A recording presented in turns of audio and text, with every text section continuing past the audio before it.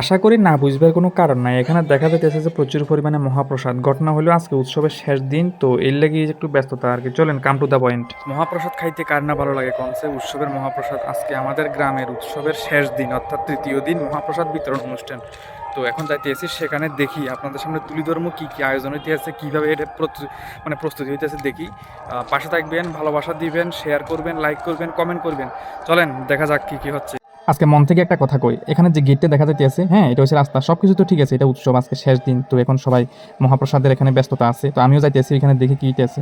তবে একটা জিনিস খুব খারাপ লাগে আমার কাছে, খারাপটা হয়েছে এই 3-4 দিন ধরে কত ব্যস্ত সবাই নানা কাজে, মানে উৎসবের আয়োজন কীভাবে কী করব, কত প্ল্যানিং, সব কিছু মানে কীভাবে স্টল বন্টন করব, কত টাকা দাদা সে কীভাবে খরচ করব, কিন্তু আজকে শেষ। হয়তো আস্তে আস্তে আবার 1 বছর পরে সবার সহযোগিতা, সবার ব্যস্ততা, সামনের বছর হয়তো সবাই নাও থাকতে পারে, কারণ মানুষের জীবনে তো কোনো গ্যারান্টি নেই। তো সুতরাং যতটুকু আসি সবাই মিলে সহযোগিতা করে হাসি খুশিভাবে যাতে মানে সময়গুলো পার করতে পারি, এটাই সব থেকে বড় জিনিস। তবে এটা ঠিক, সবাই যেরকম এখানে সহযোগিতা করে মানে কাজগুলি করতে আছে, দুঃখের বিষয় হচ্ছে আমি কিন্তু কোনোভাবে কোনো হেল্প করছি না, যেটা সত্য কথা। আমি আসলে কোনোভাবে হেল্প করতে পারি না, এটাই আমার দুর্বলতা, আমার ব্যর্থতা। সবাই কত সুন্দর করে কাজ করে, কিন্তু আমি আসলে কিছুই করি না, এটা ঠিক, আমার কাছে খুব খারাপ লাগে। যাই হোক, আপনাদের সবাইকে অসংখ্য ধন্যবাদ। আপনাদের অনেক কষ্টের ফলে আমরা এই সুন্দর একটা উৎসব পেতে যাচ্ছি। আসলে আমি শুধু ভিডিও বানাতে আছি আর মানে এই সুন্দর সুন্দর জিনিসগুলি সবার সামনে তুলে ধরতে আছি, এটা ঠিক আছে। তবে মানে পরিশ্রম মানে গায়ে খাটুনি দিয়ে কিন্তু কোনো হেল্প করিয়ে না, এটা কিন্তু একদম সত্য কথা। আমি স্বীকার করে নিয়ে আমি তার জন্য অনেক অনেক দুঃখিত।